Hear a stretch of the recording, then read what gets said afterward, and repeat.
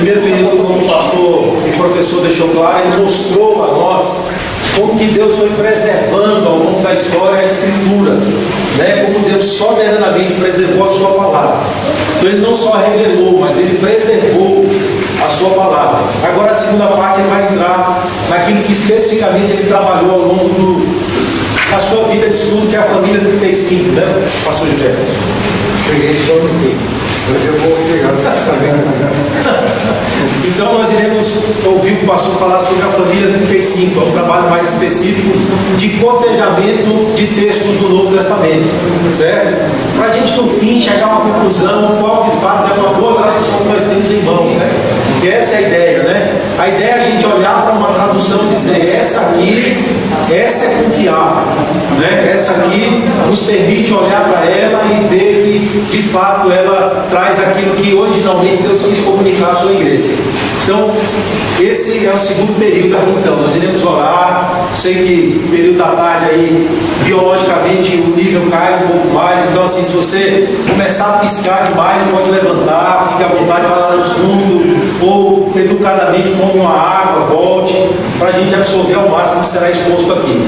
Senhor, nós te louvamos, Senhor, mais uma vez, pela vida do pastor Gilberto, do professor Gilberto. A graça que o Senhor tem dado a ele até aqui, ó Deus, para fazer esse trabalho exaustivo, esse trabalho que se deixa gastar em prol do teu reino, Senhor. Nós pedimos ao Senhor que continue dando graça a ele, dando saúde, sustentando, ó Deus, em tua graça, para que ele continue contribuindo com esse trabalho que é tão fundamental para a vida da tua igreja, Senhor. E a nós aqui nos ajude a perceber a importância disso para nós como igreja, a entender a importância, ó Deus, do que aqui será exposto nessa segunda parte para nós, de fato, ó Deus, com o zelo que o Senhor nos chama a ter pela tua palavra, buscar de fato aquilo que originalmente, Senhor, o Senhor quer comunicar a nós, pregar com fidelidade, pregar com sabedoria, acima de tudo viver com integridade a tua vontade, Senhor. É o que nós em Cristo Jesus oramos aqui nesta tarde, agradecido pelas refeições, pelo momento de comunhão e por tudo, nós assim louvamos o teu nome, Senhor. Amém. Agora então vamos ainda desfilando as evidências históricas, cabais, que nos permitem então declarar que hoje estamos ainda com essa redação. Porque você sabe que o outro lado nega blá blá blá. Agora eu vou para a questão de quem tinha condições, melhores condições para preservar, proteger, enfim, transmitir o texto. Quais seriam os fatores mais importantes para garantir a transmissão correta? Eu proponho 4. Acesso aos autógrafos, proficiência na língua de origem, a projeção da igreja e uma atitude apropriada em relação ao texto. Primeiro, então, acesso aos autógrafos. Este critério provavelmente vigorou por bem menos de 100 anos. Presume-se que os autógrafos ficaram totalmente gastos dentro desse prazo. Na verdade, eu acho que foi muito menos do que isso. Mas é altamente significativo para uma compreensão adequada da história da transmissão do texto. Já no ano 100, certamente havia muitas cópias dos diversos livros, uns mais do que outros, enquanto ainda era certamente possível verificar uma cópia com o original ou uma cópia garantida, caso surgisse alguma dúvida. Lembrar que eu proponho que, de fato, a coisa começou com cópias múltiplas.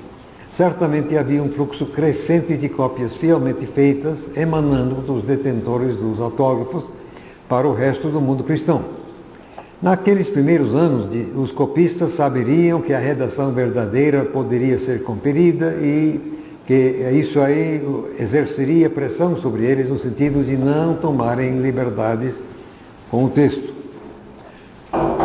Contudo, presume-se que distâncias seria um fator.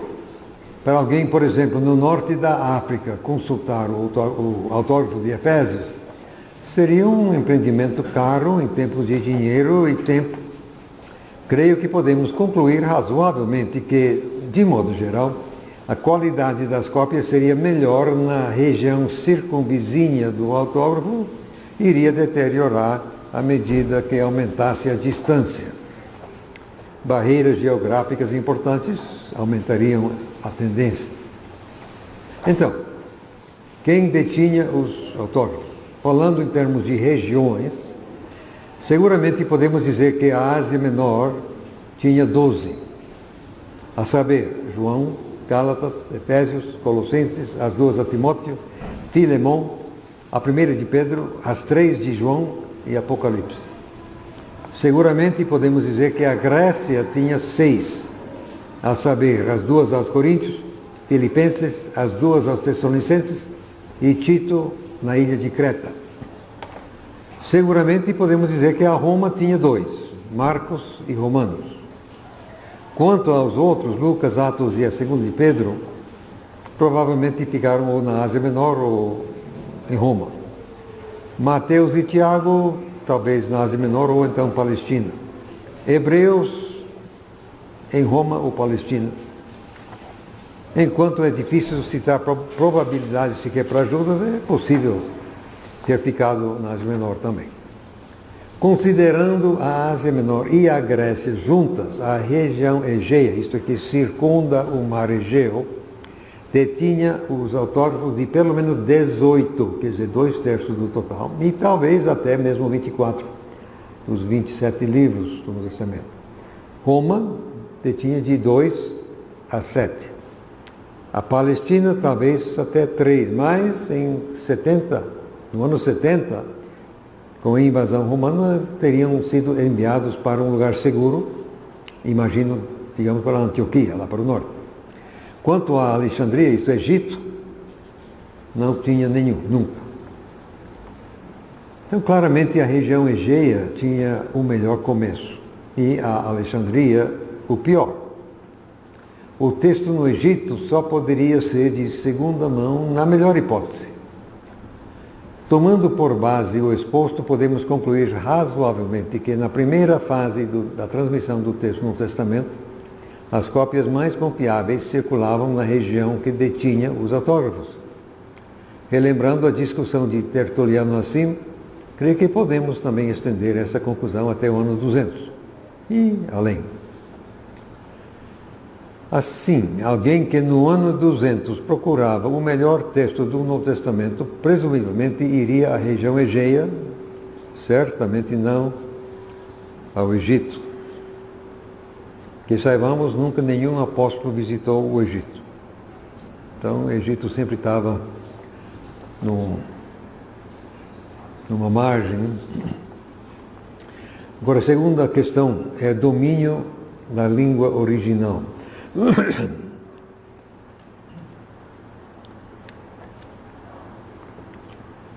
Eu sou linguista a nível de PhD e eu tenho lidado com o processo de tradução da Bíblia por alguns anos. Eu afirmo que uma tradução perfeita é impossível. Aliás, uma aproximação toleravelmente razoável, muitas vezes, é bastante difícil realizar. Segue-se que qualquer cuidado divino em prol da forma exata do texto do Testamento teria que ser mediado através do idioma dos autógrafos, grego koiné, no caso do Novo Testamento. Evidentemente, versões antigas, siríaco, latim, copta, podem dar um voto claro com referência a variantes maiores, mas exatidão só é possível em grego, no caso do Novo Testamento. Isso como pano de fundo, mas a nossa preocupação principal aqui é com os copistas. Mas deixa eu explicar. Você indo de uma língua para outra, a área semântica dos vocábulos quase nunca se sobrepõe perfeitamente. As áreas semânticas dos vocábulos ficam assim, parcialmente sobrepostas. Então você procura acertar o principal, coisa e tal, mas uma coisa perfeita é meramente impossível indo de uma língua para outra.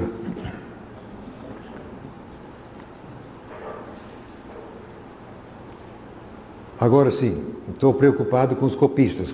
Copiar um texto à mão em um idioma que você não entende É um exercício tedioso. É quase impossível produzir uma cópia perfeita. Experimente para ver. Você praticamente tem que copiar letra por letra e verificar constantemente o seu lugar. É ainda mais difícil se não houver espaço entre as palavras e nenhuma pontuação, como foi o caso do texto do Novo Testamento nos primeiros séculos, julgando a partir dos manuscritos mais antigos que nós temos. Simplesmente não tem espaço entre as palavras e poucos acentos. Então, quem está acostumado não é tanto mais, não deixa de ser um fator. Mas, se você nem consegue entender o texto, aí é muito difícil permanecer atento. Considere o caso do papiro 66. Esse manuscrito em papiro talvez seja o mais antigo manuscrito conhecido, cerca dos anos 200, do Novo Testamento de algum tamanho. Isto é, contém a maior parte de João. Nós temos, assim, fragmentos mais antigos, mas é só alguma. Então, coisa um pouco maior, papiro 66. É uma das piores cópias que temos.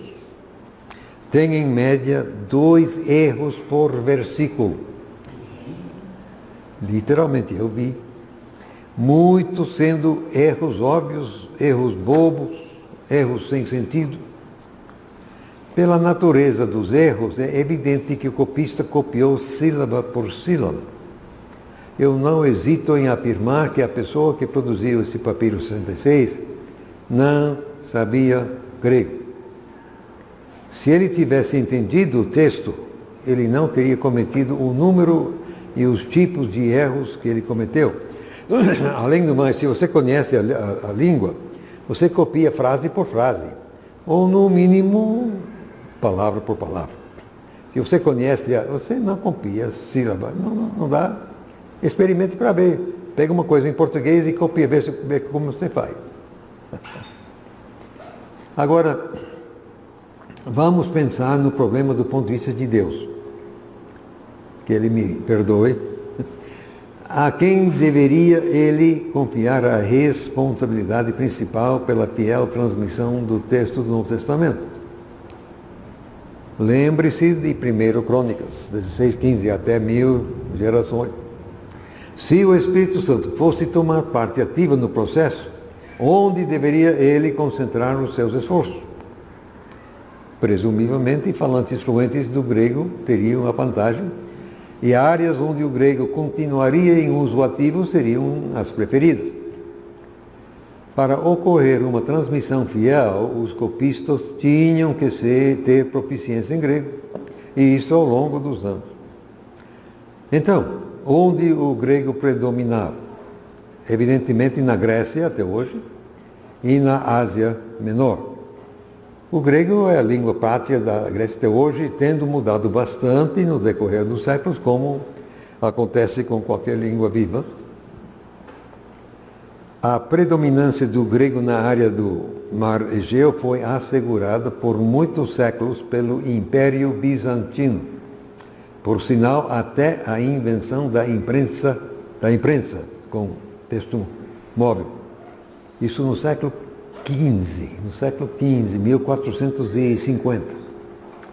Agora, Constantinopla, hoje é Istambul, a Constantinopla era a cidade capital do Império Bizantino, só foi tomado pelos turcos otomanos no ano de 1453. E o grego sempre foi a língua da corte, assim, do governo do Império. Todos esses séculos, então, o Império manteve grego em uso, além da Grécia. A Bíblia Gutenberg, em latim, foi impressa apenas 3 anos depois, ao passo que a primeira edição impressa do Novo Testamento em grego saiu em 1516, quer dizer, 60 anos mais tarde. Agora, para os que creem na providência divina, eu sugiro que esses fatos constituem uma forte demonstração da mesma. Mas e quanto ao Egito? O uso do grego no Egito já estava em declínio no começo da era cristã. O erudito Bruce Metzger, era um dos chefões lá atrás, já morreu. Ele observou que a seção helenizada da população no Egito era só uma fração comparada com o número de habitantes nativos que falavam somente as línguas egípcias. E no terceiro século, quer dizer, 200 e tal, o declínio estava evidentemente bem avançado. Eu já ponderei que o copista que fez o papiro 66 não sabia grego. Agora vamos considerar o caso do papiro 75, 20 anos depois, 220 mais ou menos. O erudito E.C. Colwell, era um grandão no tempo dele, mas já morreu também há muito tempo. Ele analisou o papiro 75 e encontrou cerca de 145 itacismos. Itacismo significa substituição de uma vogal de tom por outro que se pronuncia de forma igual, muito parecida. Mais 257 outras leituras singulares, 25% das quais sem sentido. A partir da natureza dos erros, fica claro que o copista que fez papiro 75 copiou letra por letra. Isso significa que ele não sabia grego. Fatal. Como já expliquei, se você está transcrevendo uma coisa que você conhece, você, frase por frase, no mínimo, palavra por palavra. Pode experimentar para ver. Você não vai copiar letra por letra. É impossível, praticamente, se você conhece a língua.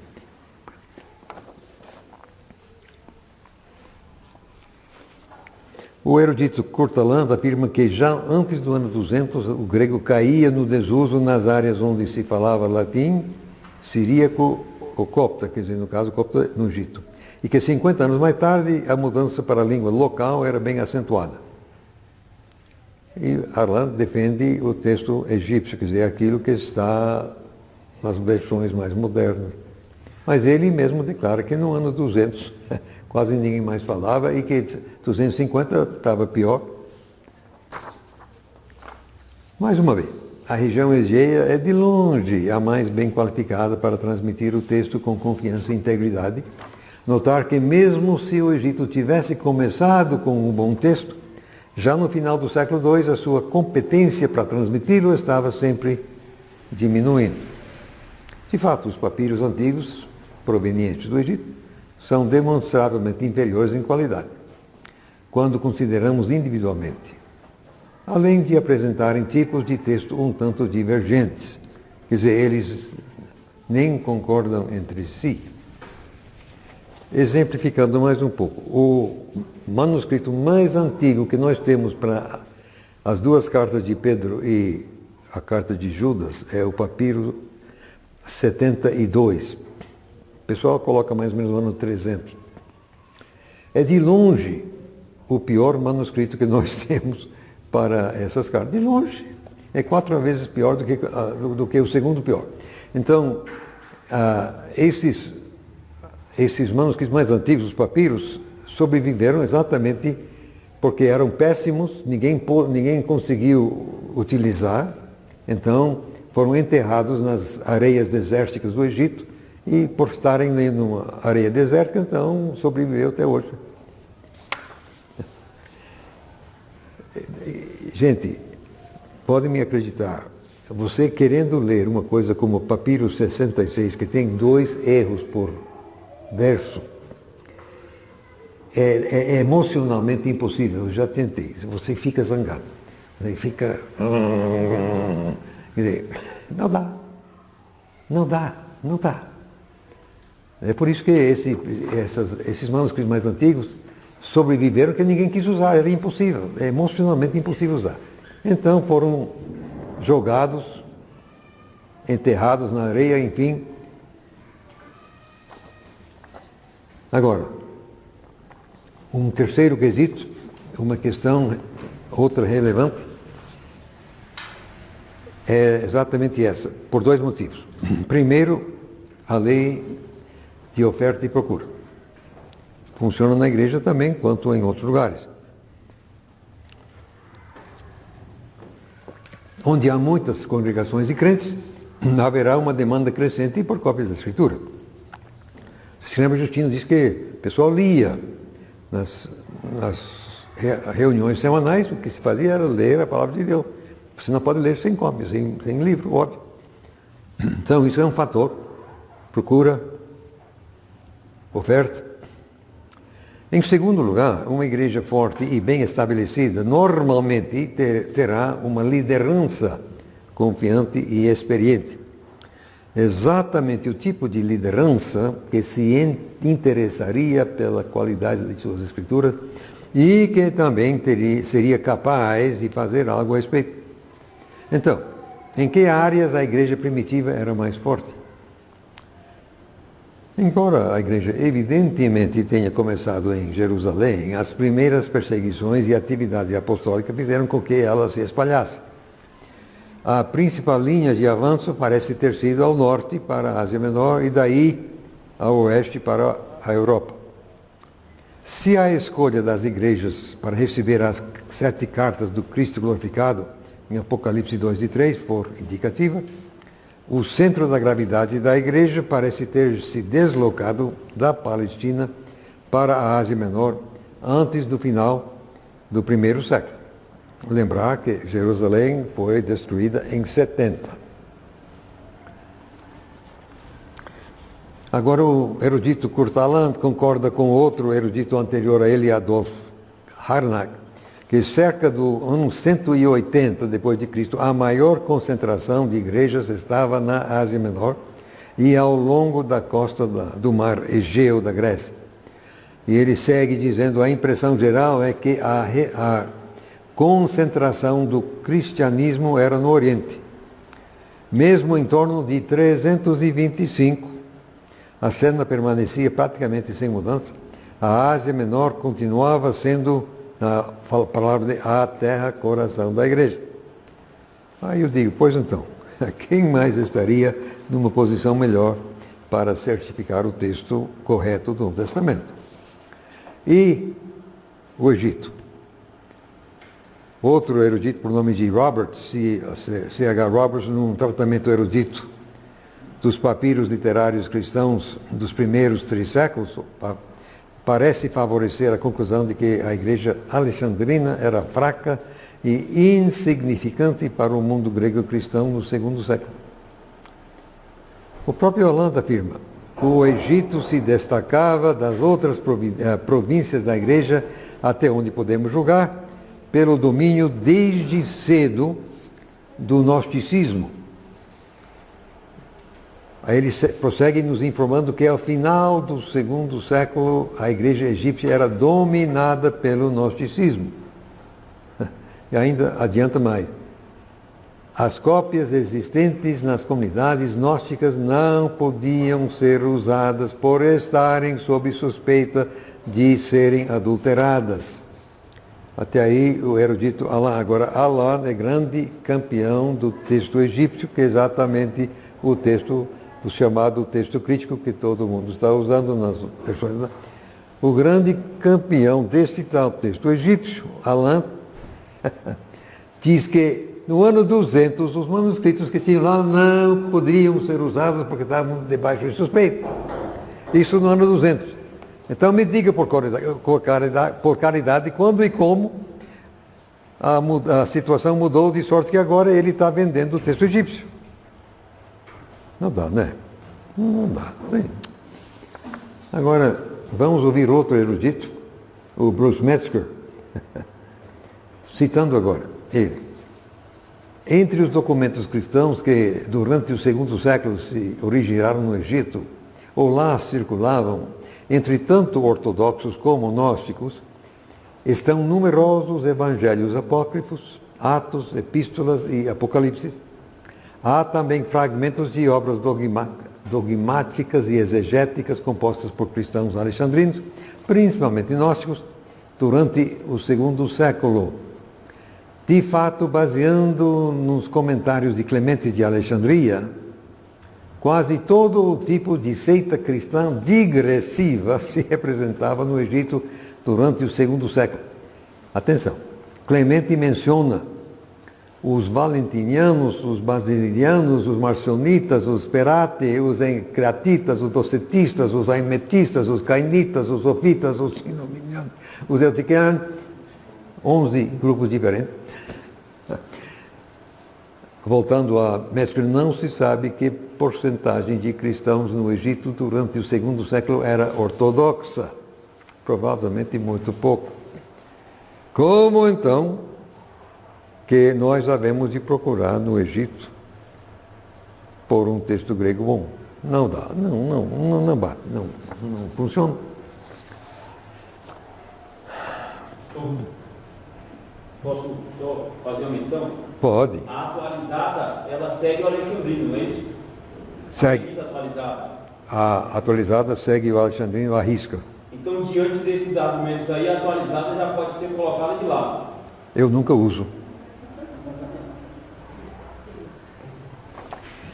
Mas precisamos parar para refletir sobre as implicações das afirmações de Allan. Olha, ele era um campeão do tipo de texto egípcio, então alexandrino. Mas apesar disso, ele mesmo nos informa que até o final do segundo século, a tradição textual do Egito não era confiável. E que já no ano 200 o uso de grego por lá havia praticamente cessado. Pois então, baseado em que pode ele argumentar que mais tarde o texto egípcio tornou-se melhor. Ele mesmo, Allan, afirma que nos séculos 2, 3 e 4, a Ásia Menor continuava sendo a terra-coração da igreja. Isso significa que as qualificações superiores da região Egeia, para proteger, transmitir, certificar o texto do Novo Testamento, vigoraram século 4 adentro, quer dizer, 300 e tal. Agora, atenção, acontece que tanto o velho erudito Hort, como o mestre, como o Allan, como também muitos outros, ligaram o tipo de texto que chamamos de bizantino, que representa meramente 95% dos manuscritos, mais ou menos, com Luciano da Antioquia, que morreu no ano 311. Ora, vejam, não é verdade, isso é uma pura ficção, mas mesmo se fosse verdade, um texto produzido por um líder na terra-coração da igreja não seria melhor do que qualquer coisa que tivesse evoluído no Egito? E mesmo seguindo essa lógica, é pura mentira, mas mesmo se fosse verdade, esse texto seria melhor do que qualquer coisa que tinha no Egito. Só falo isso para mostrar que o lado dele meramente não funciona. Agora, quarto item, atitude para com o texto. Vejam bem, isso aqui não é à toa não. Onde se exige trabalho cuidadoso, a atitude das pessoas às quais a tarefa é confiada é essencial. Eles estão cientes, eles concordam, pois se não compreenderem a natureza da tarefa, provavelmente a qualidade vai diminuir. Se eles compreendem, mas não concordam, aí eles podem até sabotar uma eventualidade danosa. No caso dos livros do Novo Testamento, podemos começar com a pergunta: por que seriam feitas cópias? Já vimos que os fiéis reconheceram a autoridade dos escritos do Novo Testamento desde o princípio. Assim, a produção de cópias também começou imediatamente. Os autores claramente intencionaram que os seus escritos fossem circulados. A qualidade dos escritos era tão óbvia que a notícia se espalhou e cada congregação queria querer uma cópia. O fato de Clemente e Barnabé citarem e fazerem alusão a vários livros do Novo Testamento na virada do primeiro século torna claro que cópias já estavam circulando. Um corpo paulino era conhecido a Pedro antes do ano 70. Atendendo a um pedido da igreja em Filipos, Policarpo, 111, enviou uma coleção das cartas de Inácio, possivelmente dentro de 5 anos após serem escritas, que ele morreu em 110. Evidentemente era procedimento normal fazer cópias e coleções de escritos dignos para que cada congregação tivesse um conjunto. Inácio fez referência ao trânsito livre e ao intercâmbio entre as igrejas. E Justino à prática semanal de ler as escrituras nas congregações. Se liam, é que tinham cópias, necessariamente. Uma pergunta segunda seria: qual era a atitude dos copistas para com o seu trabalho? Já temos a essência da resposta. Sendo seguidores de Cristo e crendo que lidavam com a Escritura, a uma honestidade básica seria acrescentada reverência no seu lidar com o texto, desde o princípio. E a vigilância também, visto que os próprios apóstolos haviam advertido, repetida e enfaticamente, a respeito de falsos mestres. Dado que os fiéis eram pessoas com inteligência e integridade, pelo menos medianas, com o passar dos anos, eles produziriam cópias cuidadosas dos manuscritos que haviam recebido da geração anterior, pessoas em quem confiavam, assegurados que estavam transmitindo o verdadeiro texto. Haveria erros acidentais no processo de copiar, mas nenhuma alteração proposital. É importante ressaltar que os primeiros cristãos não precisavam ser especialistas em crítica textual. Começando que sabiam ser o texto puro, só tinham que ser razoavelmente honestos e cuidadosos. Eu digo que temos boa razão de entender que eram bastante vigilantes e cuidadosos. E principalmente nas primeiras décadas. Vejam bem, eu já cotejei pelo menos um livro em 70 manuscritos que representam a linha de transmissão que eu chamo de família 35. Eu tenho na minha mão cópia perfeita do arquétipo da família 35 para 22 livros dos 27. Na minha mão, eu tenho uma cópia perfeita para 22 dos 27 livros. Então, se no século 21, 2000 anos depois, eu tenho na mão a cópia perfeita, é porque no ano 200 tinha cópia perfeita, no ano 300 tinha cópia perfeita, no ano 400 tinha cópia perfeita, no ano 500 tinha cópia perfeita, no ano 600, 700, 1000, 1100, em todo momento tinha cópia perfeita, senão não teria chegado até aqui. 2 mais 2 são 4. Eu sou muito calmo, mas tem hora que eu quase fico animado.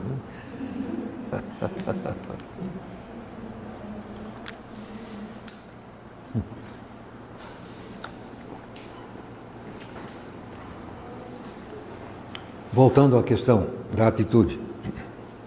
No decorrer do tempo, desenvolveram-se atitudes regionais, além de políticas regionais. O surgimento da Escola de Antioquia, isso existe. A Escola de Antioquia é um fator relevante. A partir de Teófilo, o bispo de Antioquia, que morreu cerca de 185, os antioquenos começaram a insistir na interpretação literal das Escrituras. O importante é que o literalista é obrigado, por formação, a preocupar-se com a exata redação do texto, visto que a sua interpretação ou exegese depende dela. E você mudou o texto, você mudou a interpretação agora. É razoável presumir que esta mentalidade literalista tenha influenciado exatamente as igrejas da Ásia Menor e da Grécia, estimulando-as na transmissão cuidadosa e fiel do texto puro que haviam recebido. Por exemplo, os manuscritos conhecidos da Peshitta siríaca, mais ou menos 1000, se a memória me serve, são sem igual na sua coerência, contrastando com 8000 manuscritos que nós temos da Vulgata Latina, que são notáveis por suas discrepâncias extensivas. Aliás, ninguém mais sabe qual foi a redação original da Vulgata Latina, está perdido. Agora, não é insensato supor que a antipatia antioquena contra a interpretação alegórica das escrituras de Alexandria os indisporiam a olhar com simpatia qualquer coisa oriunda de lá. Mas também não precisavam, estavam com a coisa certa. Na medida em que as raízes da abordagem alegórica que floresceu em Alexandria durante o terceiro século já estavam presentes, elas também seriam um fator negativo. Sendo que Filo de Alexandria estava no auge de sua influência quando os primeiros cristãos lá chegaram, ele fazia interpretação alegórica do Antigo Testamento. A sua interpretação alegórica do Antigo tenha começado a influir a igreja jovem lá no primeiro século. Visto que um alegorista vai impor sua própria ideia ao texto de qualquer maneira, ele presumivelmente teria menos inibições quanto a alterá-lo. E redação exata não teria uma prioridade elevada, ele vai mudar mesmo. Agora, a escola de crítica literária existente na Alexandria para recompor os escritos de Homero e Aristóteles, aquela coisa lá, os clássicos, se tivesse qualquer influência sobre a igreja, seria negativo. E outro erudito, W.R. Farmer, argumenta que sim. Citando ele, existe ampla evidência de que no templo de Eusébio, as práticas da crítica textual de Alexandria estavam sendo seguidas em pelo menos algumas bibliotecas onde manuscritos do Novo Testamento estavam sendo produzidos. Aí ele prossegue sugerindo que a escola cristã em Alexandria, fundada por Panteno, isso no ano 180 mais ou menos, inevitavelmente seria influenciada pelos eruditos da grande biblioteca daquela cidade. O relevante é que os princípios utilizados para tentar restaurar as obras de Homero não seriam apropriados para os escritos do Novo Testamento, quando ainda era possível apelar para os autógrafos, ou cópias exatas. Veja bem, eu estou falando do ano 180, não estou falando de agora não. No ano 180, ainda era possível verificar a exata redação. Então, querer acertar o texto do Novo Testamento usando os princípios que usavam com Homero ou Aristóteles, simplesmente não procedia. Mas era exatamente isso que o erudito Hort fez com o Novo Testamento e que nós vemos agora nas nossas versões modernas. Então, conclusão dessa questão: quem era melhor qualificado? A resposta dada à nossa pergunta pelos 4 fatores controladores é uma voz unida. A região do mar Egeu era a melhor qualificada para proteger, transmitir e confirmar o verdadeiro texto dos escritos do Novo Testamento, e sobre todos os aspectos, todas as maneiras de encarar a questão. Isso era verdade no segundo século, era verdade no terceiro século, seguiu sendo verdade no quarto século. Então, em 350, meados, portanto, do século IV, onde deveríamos procurar as cópias mais corretas do Novo Testamento? Na área do mar Egeu. Egito seria o último lugar. Se a transmissão do texto do Novo Testamento foi razoavelmente normal, a área egeia continuaria a ter o melhor texto nos séculos seguintes. Mas há aqueles que argumentaram que a transmissão não era normal. E eu vou analisar essa questão a seguir.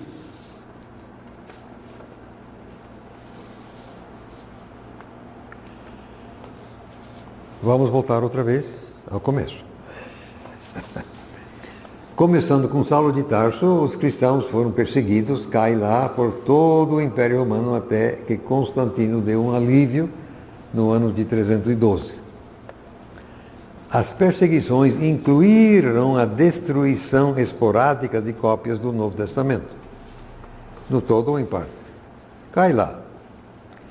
Mas em 3003 d.C., Diocleciano decretou a mais severa perseguição que o cristianismo tinha experimentado até aquele ponto.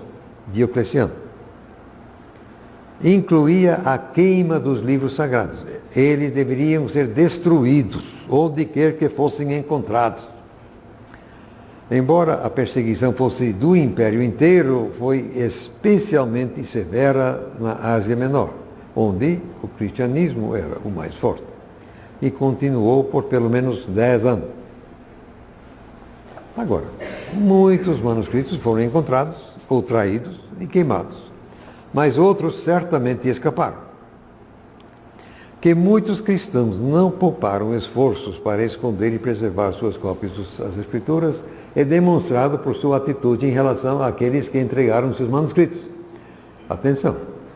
O cisma donatista, que imediatamente seguiu a campanha de Diocleciano, tratou, entre outras coisas, da questão da punição para aqueles que haviam entregado seus manuscritos.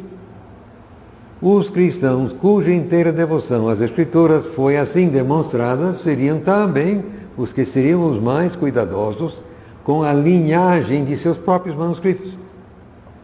Assim como eles se esforçaram para proteger esses manuscritos, presumivelmente teriam se esforçado para garantir que os seus manuscritos preservassem a verdadeira redação.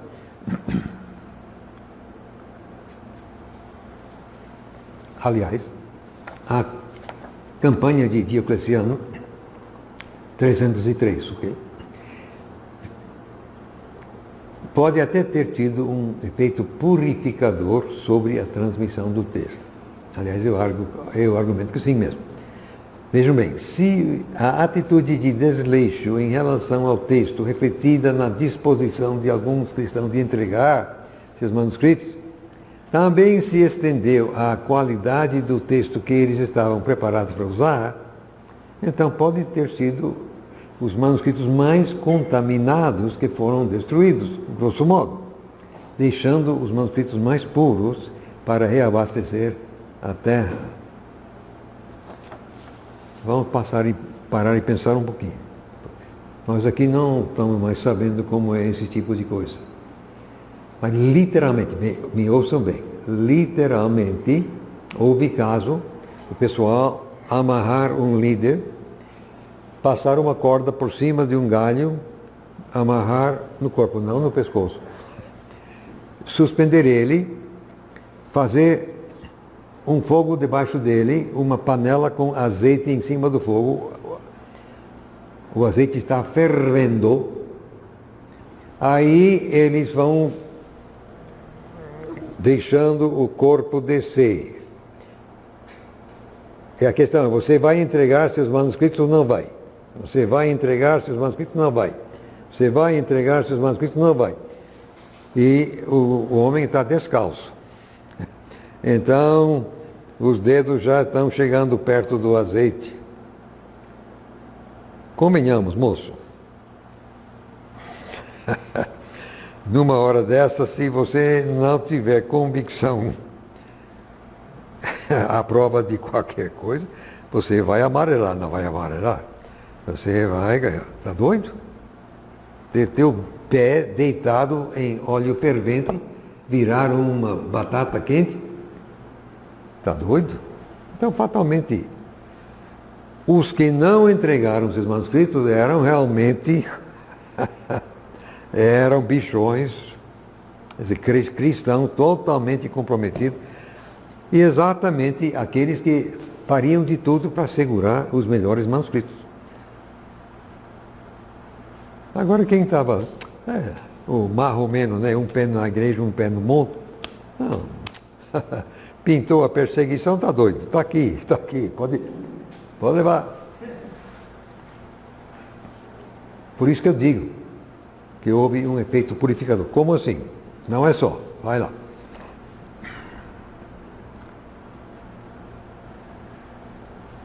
Os manuscritos que sobreviveram, passaram, eles seriam condenados à destruição pelo seguinte: eles seriam demandados de maneira extraordinariamente pesada para serem copiados. Pessoal, todo mundo agora está precisando, passou a perseguição, agora todo mundo está precisando renovar as suas cópias. Para substituir exatamente aqueles que haviam sido destruídos. Então, esses preciosos que sobreviveram seriam desgastados mais rapidamente do que o normal. De passagem, aqui havia uma excelente oportunidade para os assim chamados tipos de texto alexandrino ocidental, para quem entende, de se projetar e tirar espaço do texto bizantino, mas não aconteceu. A igreja rejeitou aquele tipo de texto. E eu digo, com que base então críticos modernos se julgam mais competentes de identificar o texto verdadeiro do que a Igreja Universal no começo do século IV? Mas voltando à pergunta, a transmissão foi normal? Sim e não.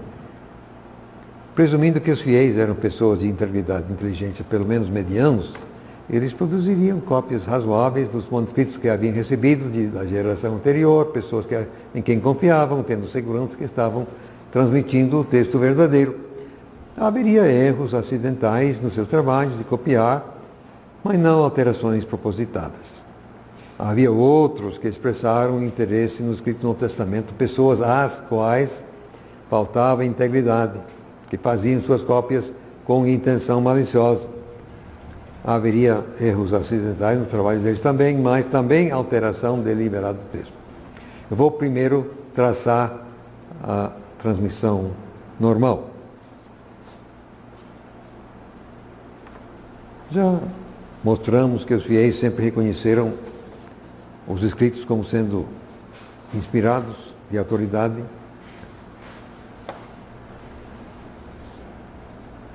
Proliferação de cópias. E essas cópias seriam simplesmente reproduções do texto bom.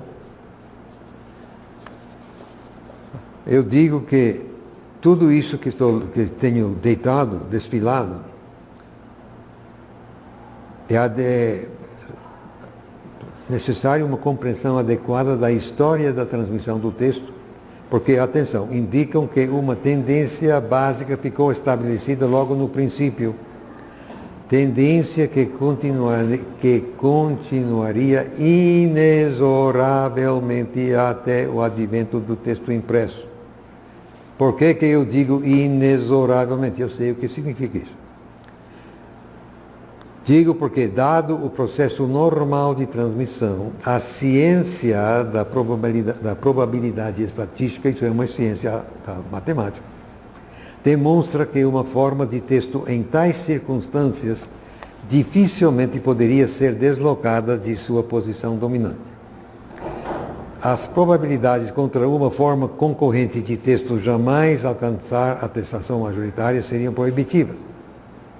Isso não importando quantas gerações de manuscritos pudessem existir. Seria necessário um transtorno muito incomum na história da transmissão para dar margem a uma forma de texto aberrante que chegasse a predominar. Isso mesmo alcançar uma maioria absoluta, 50 e tantos. Agora 95%. É impossível. É meramente impossível.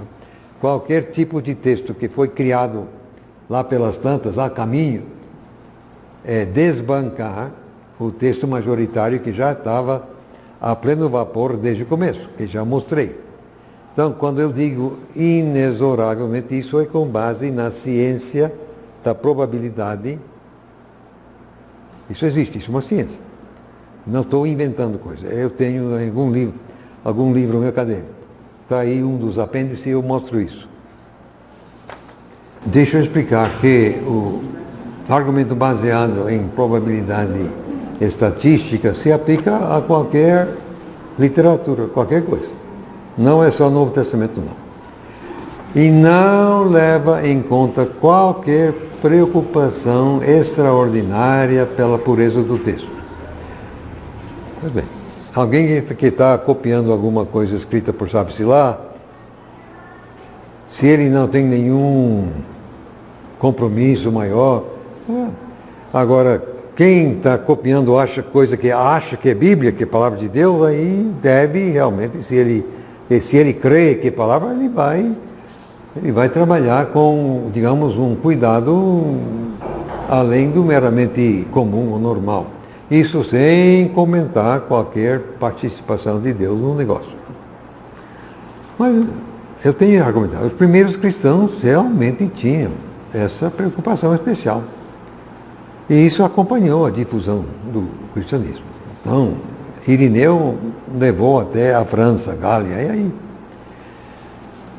O ponto relevante é que a forma de texto dos autógrafos no Testamento tinha uma grande vantagem sobre aquela de qualquer literatura secular, de sorte que a sua posição dominante se tornaria ainda maior do que a sugerida pelo argumento da probabilidade sozinha.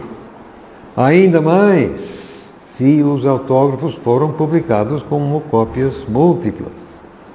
A rápida multiplicação e dispersão de boas cópias levaria a níveis intransponíveis qualquer oportunidade para formas de texto aberrantes ganharem qualquer tipo de aceitação ou uso generalizado.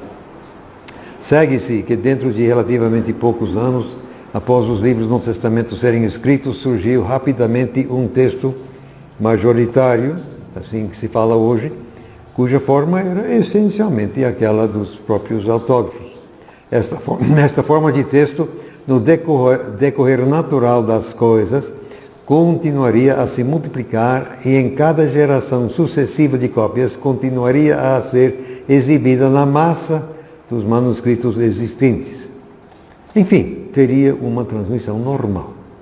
A lei da oferta e demanda opera dentro da igreja, assim como em outros lugares. Os verdadeiros crentes estariam muito mais interessados em obter cópias dos escritos do Novo Testamento do que pessoas que não eram tanto. Agora, os opositores do cristianismo, que poderiam tentar confundir a questão produzindo cópias alteradas, eles teriam um mercado muito menor para o seu trabalho. Pense só, eles teriam trabalho de vender, porque estão indo contra aquilo que é a posição das igrejas de forma geral.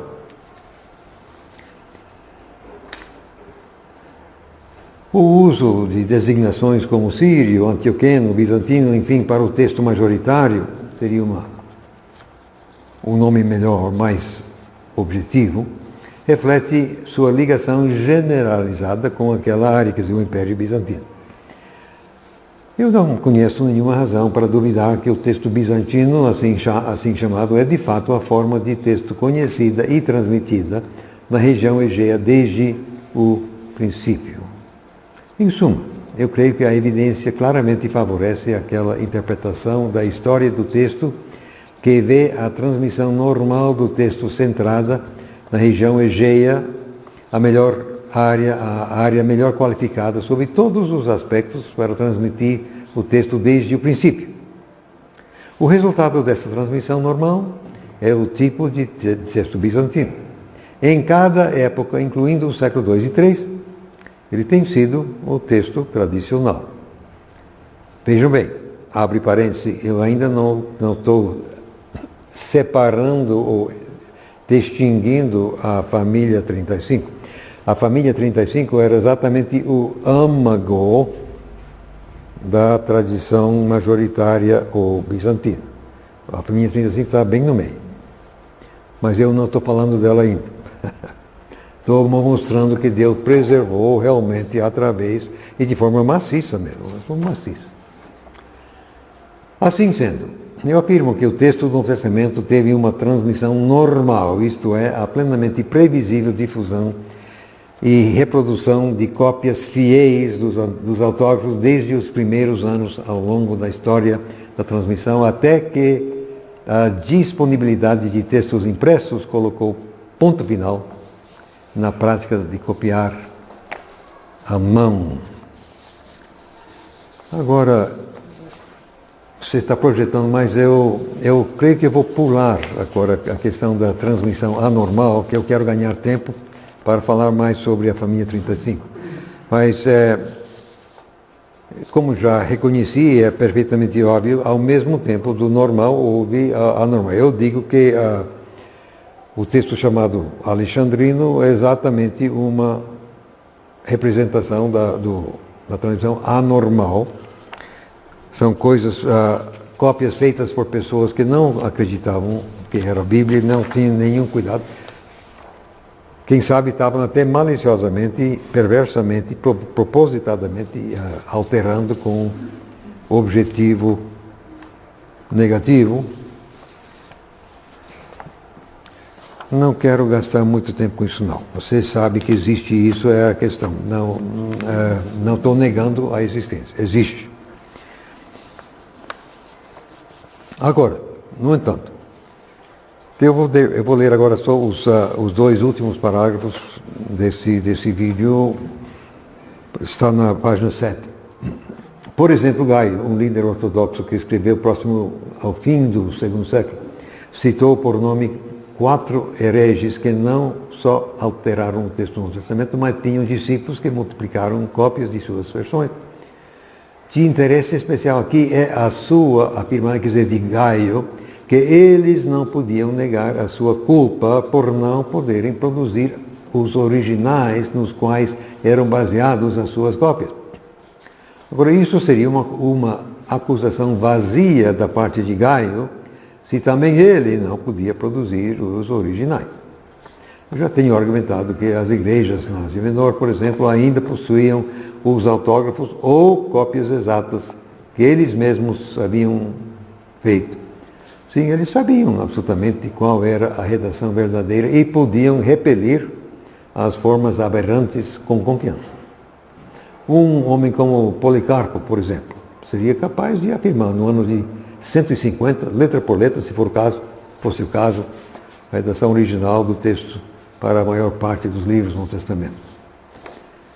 Não somente havia pressão procedente dos autógrafos, mas também pressão exercida pelo já estabelecido ímpeto de transmissão detido pela forma de texto majoritária, quer dizer, abrangente, comum, como já mostramos, a probabilidade estatística, operando contra formas aberrantes do texto, seria fulminante. Em outras palavras, apesar da existência de um sortimento atordoador de variantes, a julgar pelas testemunhas conhecidas, e essas variantes realmente exerceram uma influência perturbadora no fluxo da transmissão, aliás, até hoje, elas não poderiam ser bem-sucedidas em frustrar o progresso da transmissão normal. Você tem, Alexandre, você tem como projetar isto aqui? Já, isto aqui é o 10, página primeira. Tem como pôr? Joga lá, por favor, então. Agora eu vou falar do fluxo da transmissão.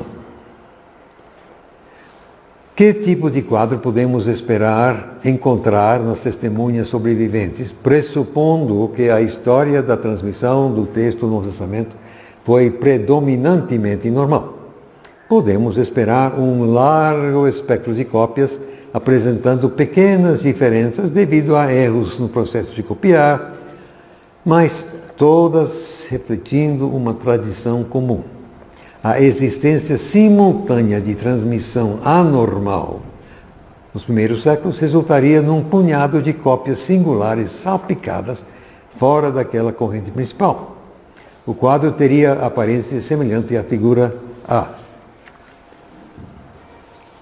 Que bom que você está... Que isso é joia, bom demais. Que agora vocês podem me acompanhar, tá bom? Agora vejam bem. Lá em cima tem irresponsável, normal e fabricado, ok? É para ser fabricada, não sei se está fabricado, mas é um erro aí, tem que mudar para A. Aí então o O no meio é o texto original, aí vem os cones e tal. Explicando, os manuscritos dentro dos cones representam a transmissão normal, quer dizer, milhares. À esquerda estão alguns possíveis representantes do que poderíamos caracterizar como transmissão irresponsável do texto. Eu vou explicar depois. Os copistas produziram cópias defeituosas por incompetência ou descuido, mas não fizeram alterações propositadas. Na verdade, a gente acha uma mistura disso. À direita estão alguns possíveis representantes do que poderíamos caracterizar como a transmissão fabricada do texto. Os copistas fizeram alterações propositadas no texto, quaisquer que tenham sido as razões.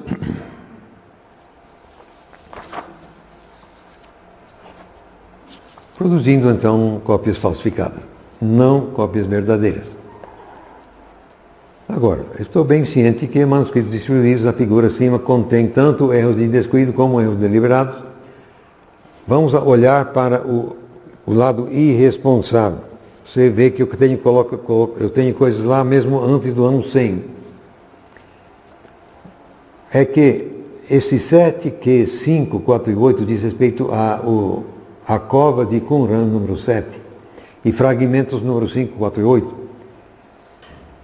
Como a invasão romana se deu no ano 70, então fatalmente qualquer coisa que está nessas covas foi escrita antes do ano 70, fatal.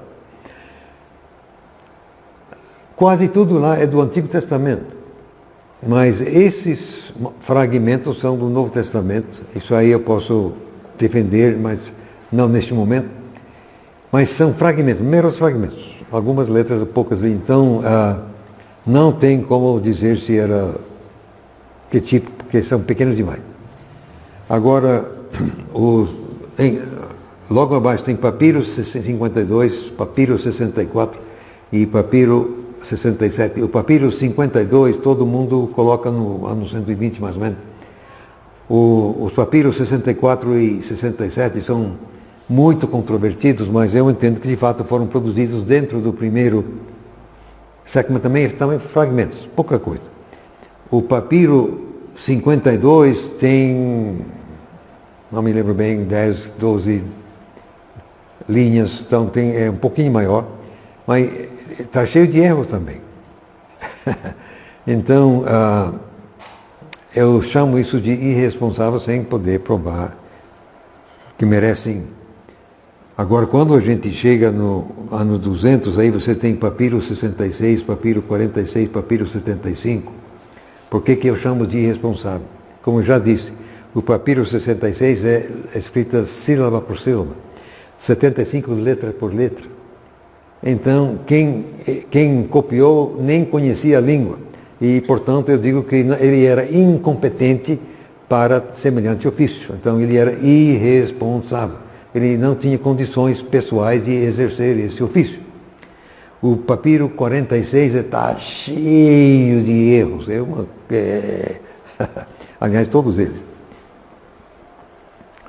Quem já estudou um pouquinho a coisa, não sei se alguém aqui já se enquadra, mas você vê que eu coloquei no ano 200, do outro lado, o Codex W. Qualquer coisa que você ler a respeito, vamos colocar no século V, IV, quando muito, IV. É que, no entanto, esse manuscrito foi descoberto nas ruínas de um povoado, assim, numa área bem desértica, isolada, difícil de acesso no Egito. Um povoado que foi abandonado no ano 200, porque tinha um pequeno lago e o lago secou, acabou a água. Sem água você não. Então, acabou o povoado. Nunca mais, até hoje. Então, se tinha um manuscrito enterrado naquele povoado, fatalmente foi feito antes do ano 200. Quem é que vai lá depois só para enterrar? Não funciona. A dificuldade, a razão pela qual o pessoal não quer admitir que Codex W seja tão antigo assim, é que o bicho tem muita leitura bizantina. E se o bicho tem leitura bizantina no ano 200, é porque o texto bizantino existia primeiro. Aí não dá, né? Aí porque eles não querem admitir isso.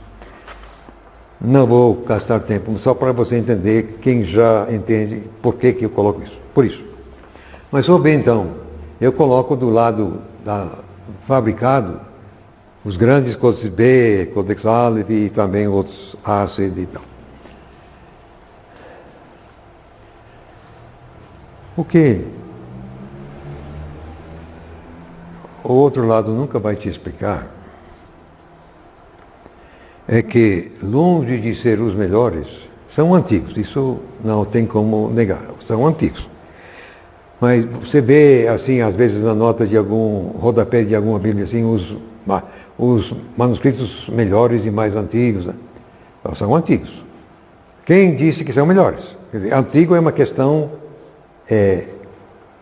de evidência. Agora, melhor é uma questão de gosto. Quem disse que é melhor? A partir de que critérios? Se eu acho que é melhor, mas você pode achar o contrário. Quer dizer, aí não dá, né? Isso é uma questão relativa. O que esse pessoal não te diz é que o Codex B e o Codex Aleph, só nos 4 evangelhos, eles discordam entre si mais de 3.000 vezes. Ora, é impossível que todos os dois estejam certos. Ou um ou outro tem que estar errado, ok? Pode ser que todos os dois estejam errados, mas um tem que estar. Os dois não podem estar, eles estão assim. Mais de 3.000 vezes nos 4 evangelhos. Ora.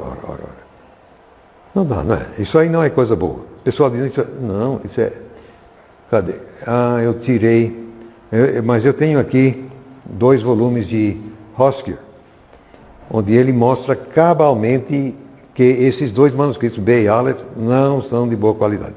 Acho que está aí dentro mesmo, na minha sacola. O Codex D é pior ainda, quer dizer, é muito difícil você ser pior do que o Codex Aleph, mas o Codex D é ainda pior. É impressionante. E assim, quer dizer, a questão é que se esses manuscritos ao menos concordassem entre si, você teria alguma coisa, mas não. Eles discordam entre si tanto quanto discordam dos demais. Então é cada bicho no seu lugar. Quer dizer, como diz a gíria, cada macaco no seu galho, só que tinha galhos diferentes. Não existe de fato um texto bizantino, quer dizer, Alexandre, não existe. Existe quando muito 12 ou 13, que tem algumas semelhanças, mas tem mais dissemelhanças, assim, discordantes, porque é uma coisa louca, uma coisa louca. No entanto, é nisso aí que o pessoal quer se fundamentar.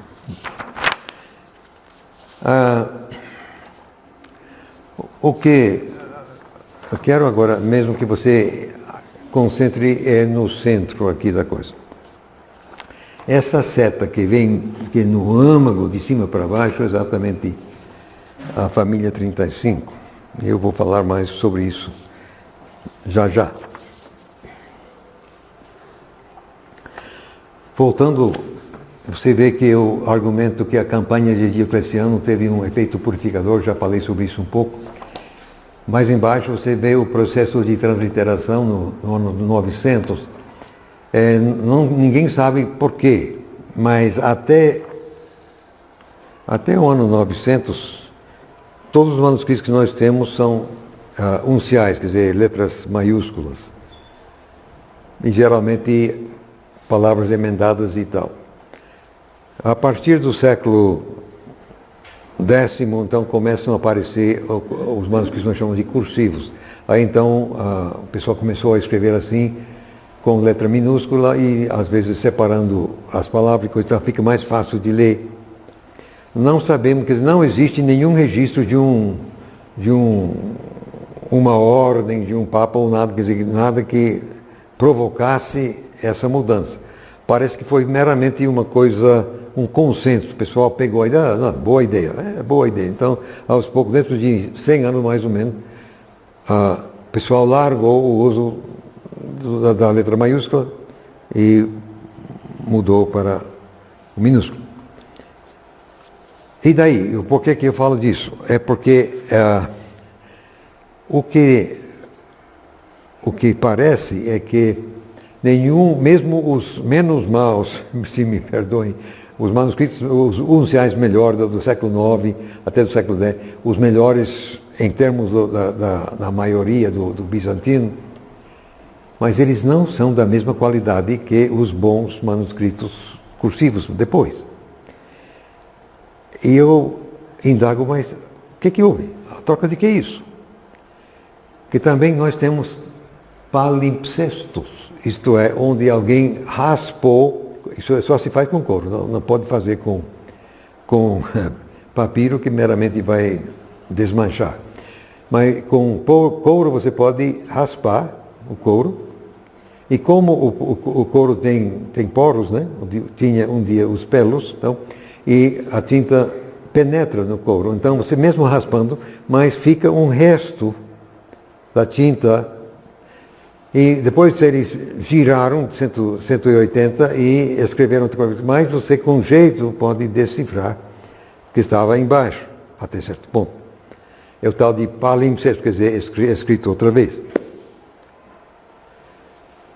Como couro não era tão fácil de você conseguir, então manuscritos tidos como de qualidade inferior poderiam ser reaproveitados, raspando, para aproveitar para outra coisa. Isso que aconteceu.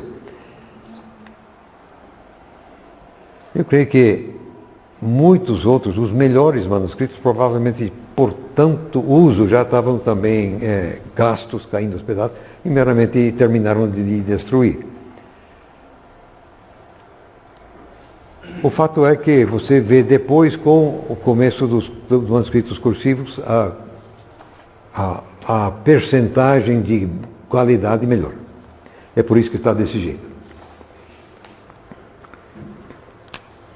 Então, eu entendo que o gráfico aqui representa exatamente o que nós encontramos nos manuscritos. Eu tenho usado lá o termo de tipo de texto, isso é necessário, porque se você vai escrever na matéria, não tem como evitar. Mas eu digo que, na verdade, eu diria que tem diversos tipos de texto dentro do fluxo da grande rio bizantino, por assim dizer.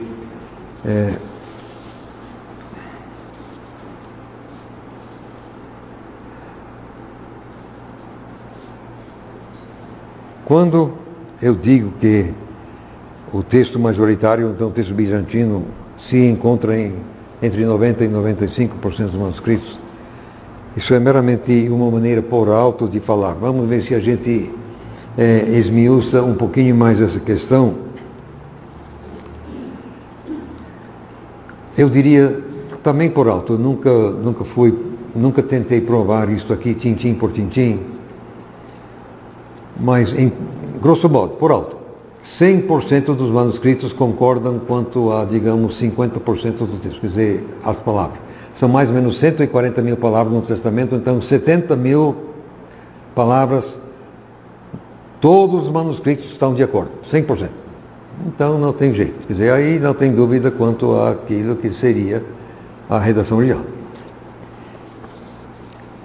99% dos manuscritos concordam quanto a outros 40%. Então agora estamos já com 90% das palavras que tem de 99% para cima de atestação a partir dos manuscritos conhecidos.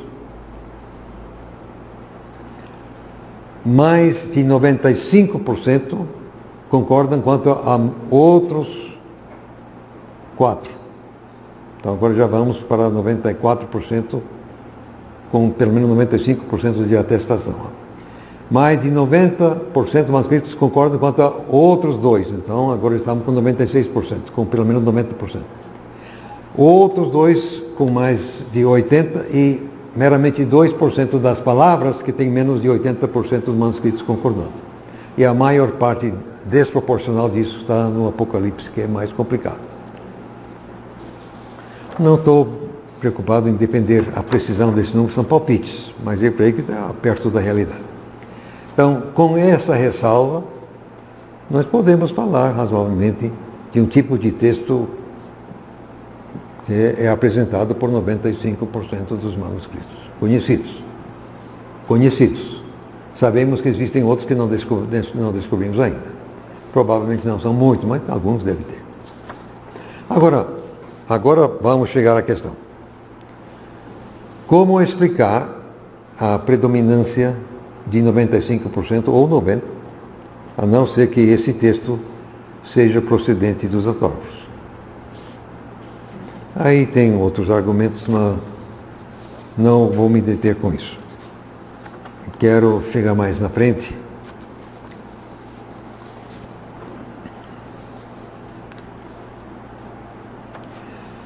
Eu estou aqui agora terminando a página 4. Sinceramente, só existe uma explicação razoável para o texto majoritário que tenha sido apresentado até agora.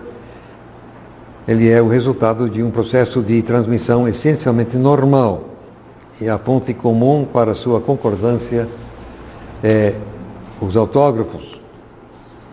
Ao longo dos séculos de copiar, o texto original sempre tem sido repetido com elevado grau de precisão na transmissão dos manuscritos como um todo. E a história do texto apresentada nesta parte não só explica bem o texto majoritário, como também explica a minoria de manuscritos incoerentes. Estes são resquícios da transmissão anormal do texto, repetindo antigas formas aberrantes. É uma dependência em tais formas aberrantes que distingue as edições contemporâneas críticas ecléticas do Novo Testamento em grego e as traduções modernas nelas baseadas, lamentavelmente. Agora, rapidinho, eu vou meramente deitar aqui o que realmente existe. Quais são as evidências que devem ser avaliadas? Eu digo que os manuscritos de texto contínuo são as testemunhas principais. Como temos meramente, incluindo fragmentos, temos meramente 2.000 manuscritos dos 4 evangelhos, manuscritos contínuos, então tem mais do que suficiente. Por aí vai. Os lecionários, no meu entender, são testemunhas secundárias. As antigas versões de citações patrísticas são testemunhas terciárias, e qualquer evidência histórica, na medida em que possa ser verificada, é acessória. Mas atenção, a relevância dos tipos de evidência secundária e terciária depende das pressuposições de que a redação original foi perdida e de que a transmissão do texto não foi normal. Agora, uma vez que ambas essas pressuposições são falsas, eu aqui vou limitar minha atenção às testemunhas primárias, ainda mais porque são tantas. As testemunhas primárias são habitualmente tratadas como sendo de 3 tipos: os papiros, os unciais e os cursivos. Os papiros unciais são escritos com letras maiúsculas, sendo a diferença no material usado, papiro ou pergaminho, couro. Os cursivos são escritos com letra minúscula, geralmente com espaço entre as palavras. O material usado era ou pergaminho ou mais tarde papel. A escrita uncial, exclusivamente até o século IX, e a partir do século XI, praticamente só a forma cursiva. Agora, a gente se baseia na lista internacional de manuscritos que existe, quer dizer, no Novo Testamento, que essa lista é mantida pelo Instituto de Pesquisa Textual do Novo Testamento, em Münster, na Alemanha. Essa lista é chamada em alemão de Kurzgefasste Liste. A partir de fevereiro de 2018, essa lista continha 133 papiros, 282 unciais e cerca de 2.850 cursivos numerados. Nós distinguimos os manuscritos com números. Agora, a datação dos manuscritos é um negócio escorregadio, é vulnerável a pressuposições, vieses, linha partidária, enfim. O leitor deve entender que as datas que foram atribuídas aos manuscritos individuais podem ser pouco mais do que palpite por alto. Tanto é assim que geralmente as datas são dadas como século. Quando um manuscrito tem uma data específica, é porque o copista escreveu a data em que ele terminou seu trabalho. Agora eu fiz uma tabela por alto dos séculos, dos papiros por século. Eu vou dizer que este parágrafo e o próximo eu meramente me baseio naquela lista sem discordar.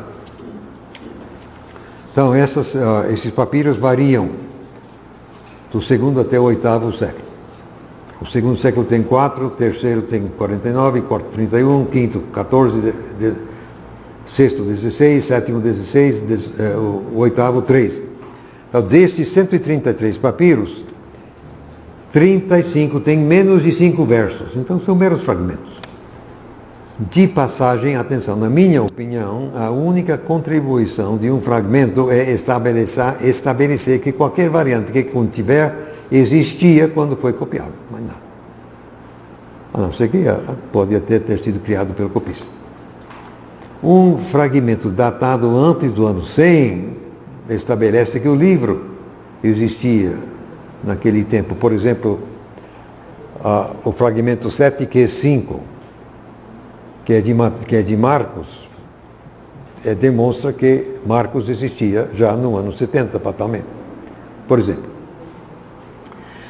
prosseguindo, 76 dos papiros têm entre 6 e 20 versos, ainda fragmentos. Mais 13 têm menos de 2 capítulos. Somente 9 deles são de tamanho significativo. Para cerca de 40 capítulos ao longo do Novo Testamento não existe sequer um testemunho de papiro. Ou testemunha, no caso. Somente Lucas, João, Atos de Hebreus, das duas de Pedro e Judas têm uma testemunha em papiro para um capítulo inteiro. E apenas um papiro tem um livro completo, que é o papiro 72, que tem as duas de Pedro e Judas. Então você vê que os papiros, de fato, são bastante precários. A importância atribuída aos papiros dependerá dos pressupostos da pessoa. Eu não gasto tempo com eles. Eu fiz uma tabela por alto dos unciais por século. Eles variam do terceiro ao 11º. Então, terceiro, 2, quarto, 18, quinto, 50, sexto, 65, sétimo, 36, oitavo, 27, o nono, 62 e o 10º, 20 e o 11º, 2. Desses 282 unciais, 182 têm menos que um capítulo. Então, novamente, a maior parte deles são fragmentos. A maior parte são alguns versos, alguns até menos. Outros 37 têm menos que um livro inteiro. Apenas 63 têm um livro completo ou mais. Aí a importância atribuída aos unciais dependerá também das pressuposições da pessoa. Os cursivos variam entre o século IX a 17. A grande maioria deles, cerca de 2.130, estão agrupados em 4 séculos, 9, 10, 11... Não, 9 não, 11, 12, 13, 14, perdão, li erradamente. Cerca de 90 deles são também bastante fragmentados, muitos outros não estão completos. Cerca de 25, tem um número, mas não se sabe quase nada, então parece que desapareceram. Mesmo assim, sobrou bastante para nos manter ocupados. Até a invenção do papel era quase papiro. Agora, é preciso entender uma coisa aqui. Já estou chegando à família 35. Os evangelhos eram de longe os mais populares, seguidos pelas cartas de Paulo. Até o momento sabemos de cerca de 2.350 manuscritos, incluindo fragmentos que contêm alguma parte dos evangelhos. Nós temos cerca de 800 que contêm alguma parte das cartas de Paulo, 650 que contêm alguma parte de Atos, 600 que têm uma parte das 7 cartas gerais e meramente 300 que contêm alguma parte de Apocalipse. Conhecemos talvez 60 novos testamentos completos, só 60, meia dúzia, 0. 150 que contém tudo menos o Apocalipse e cerca de 270 que tem Atos a Judas.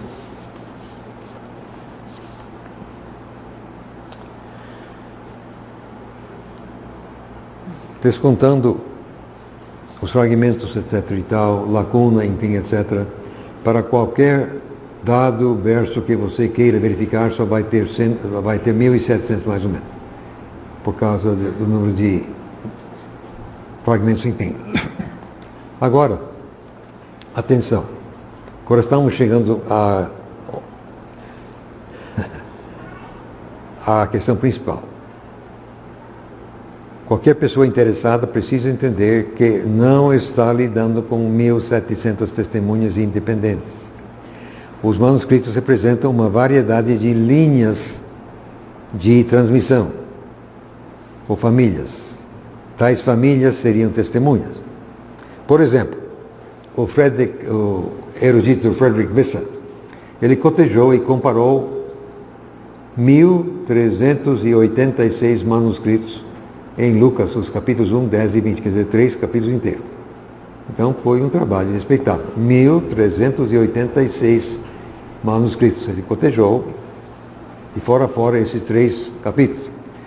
Ele, a partir do mosaico de variantes em comum, ele reduziu esses manuscritos a 37 grupos ou famílias. Quer dizer, de 1.386 ele reduziu para 37, é uma economia respeitável.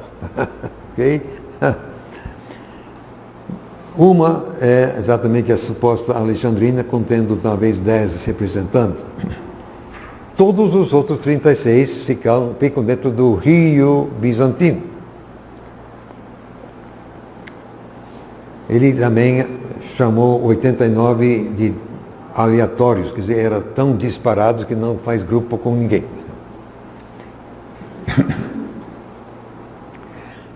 Dentro dos 36 grupos, dentro da massa bizantina, 70 subgrupos.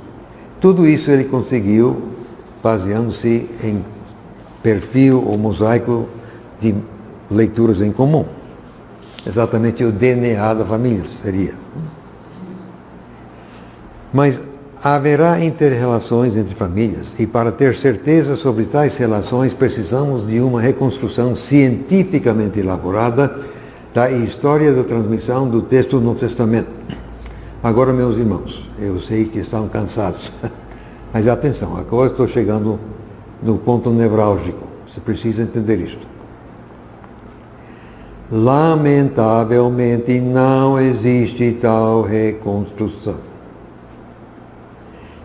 Devido ao efeito soporífero da teoria de Hort, as famílias ainda precisam ser definidas. Eu defini cientificamente a família 35 para todo o Novo Testamento, mas até onde eu sei, nenhuma outra família foi semelhantemente definida. Isso, irmãos, é uma calamidade. Isso é uma tristeza. 2019, ainda o trabalho básico necessário não foi feito. Por que não foi feito? Porque é um trabalho escravo, é um trabalho chato, não é um trabalho interessante. É muito mais fácil você seguir uma teoria. Não, pode esquecer tudo isso e se concentrar em 2 ou 3 manuscritos. Muito mais fácil. Só que é totalmente errado. Eu já estou com 85, acho que não sei se vai dar para eu definir as outras linhas, mas alguém precisa definir as outras linhas. E enquanto que não for feito isso, não será possível fechar a questão calamitosamente. Isso é triste, mas é a verdade cruel. Deixa eu agora gastar um tempinho com a família 35. Você me convidou para isso, afinal, né?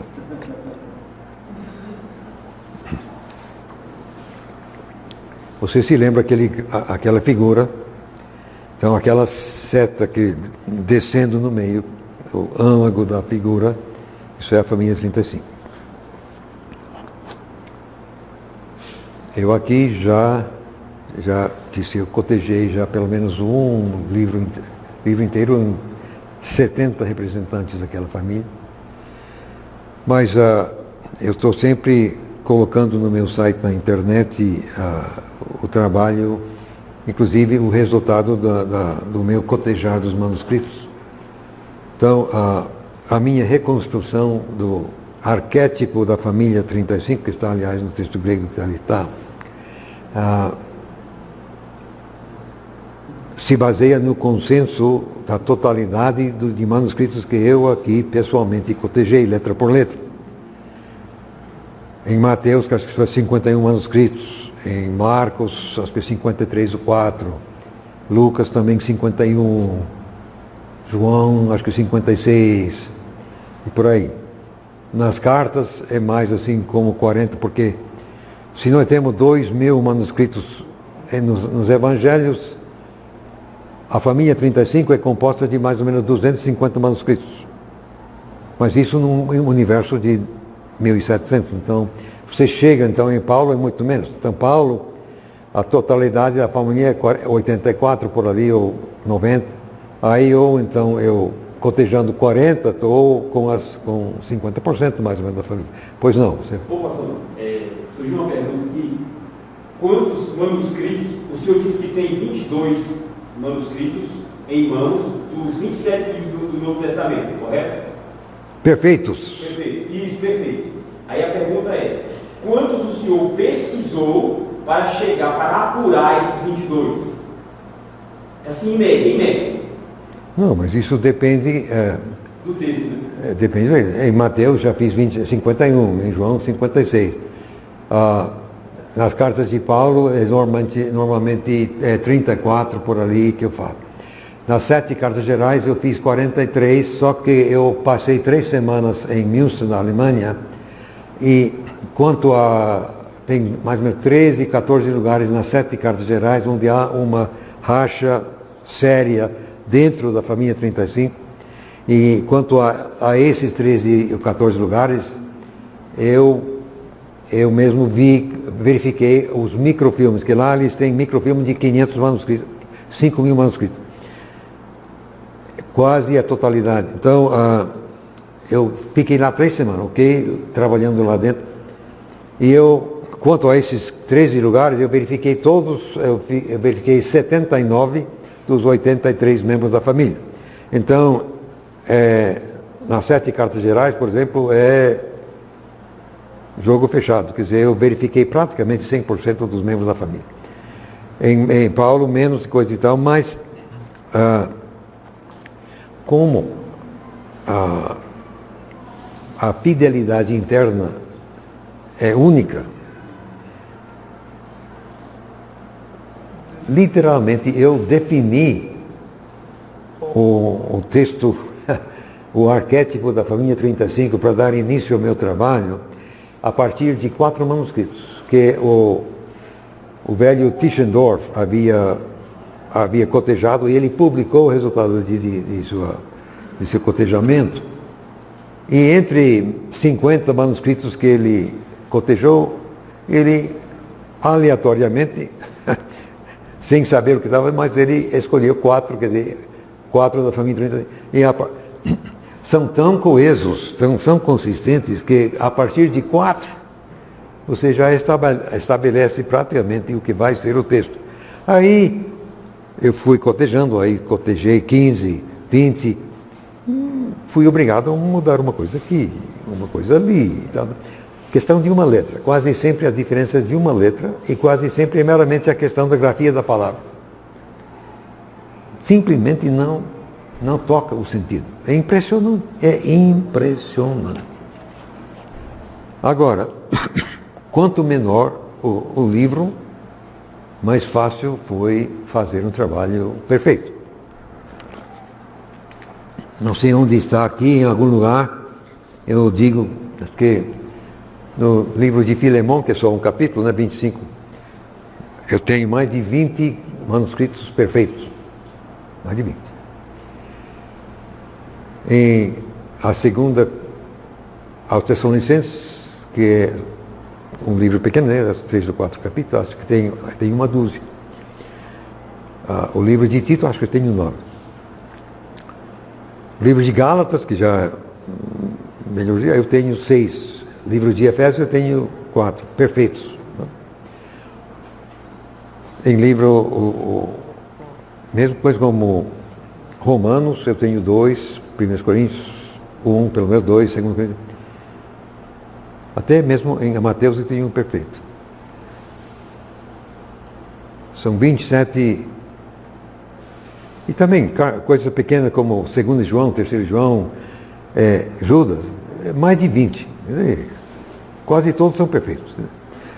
Porque você cotejou assim, um certo número de manuscritos, você percebe claramente, enquanto o copista está fresco, está novo, então ele vai trabalhando assim, beleza. Mas chega na página 3, 4, 5, aí o homem já está começando a cansar, aí ele começa a fazer bobagem. Erro assim, bobo. Ele não está alterando propositadamente, meramente faz uma estupidez daquele.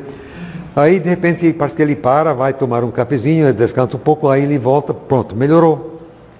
Outra vez melhora 3, 4 páginas, aí começa outra vez a pisar na bola. Com isso, você tem um Judas, 2 João, 3, não deu tempo para você ficar cansado.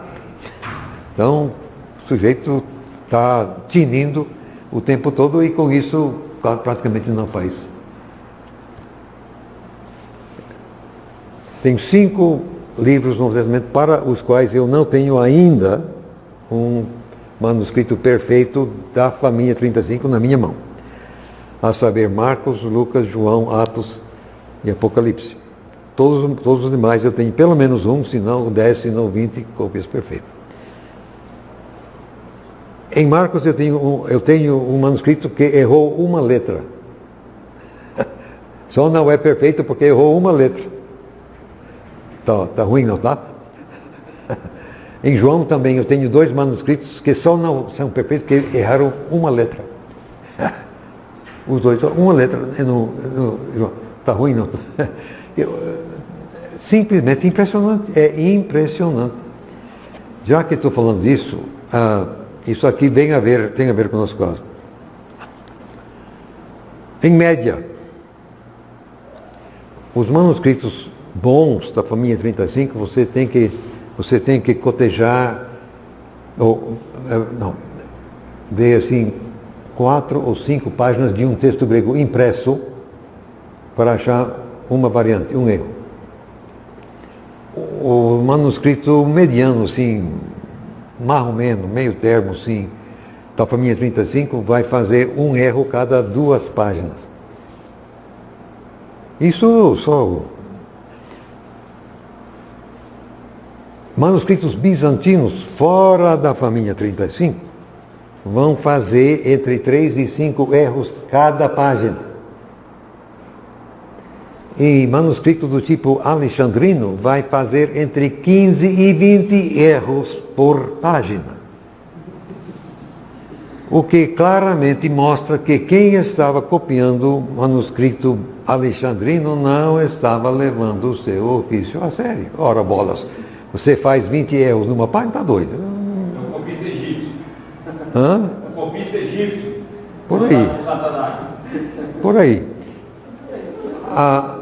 Já os manuscritos bizantinos, eu digo que era um monge, ele estava fazendo uma obrigação religiosa, ele estava exercendo o seu ofício, mas ele era simplesmente um monge comum, quer dizer, ele não tinha compromisso maior, é um ofício tal, então ele faz 3, 4 erros, mas também é erro pequeno, é a grafia, coisa boba,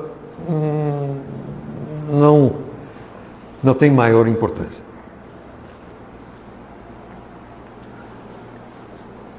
Um manuscrito bizantino comum é perfeitamente adequado para qualquer efeito prático que você tenha na vida, mesmo o muito vilipendiando texto recebido, o texto Seceptus, que foi exatamente o Novo Testamento da Reforma Protestante, é um texto bom. Não é perfeito, mas é um texto bom. É sobre esse texto que a Fiel, isso aqui é uma tradução, isso aqui é a antiga Almeida Ressurreta, a Fiel, E o velho João Ferreira da Almeida, como também os demais naquele tempo, traduziu o texto recebido, assim como o Lutero traduziu para o alemão, o Cipriano de Valera traduziu para o espanhol, o William Tyndale traduziu para o inglês, o John Wycliffe traduziu primeiro, mas ele traduziu foi a Vulgata Latina, ele não traduziu o texto grego. O primeiro a traduzir o texto grego foi William Tyndale. Aliás, muito bom. Esse Tyndale foi um tradutor como poucos. Muito bom o trabalho dele.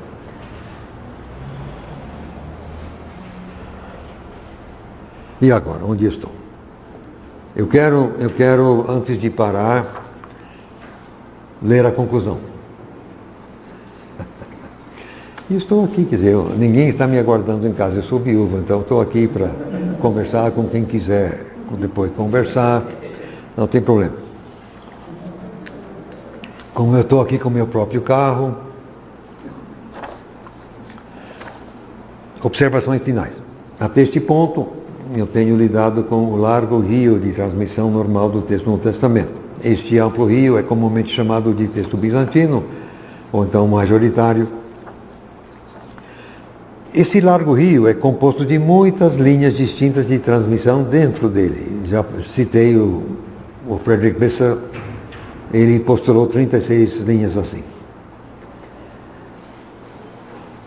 Entre esses 36, uma linha é de longe a maior, em termos de número de manuscritos representativos, e eu vou argumentar que também é claramente a melhor.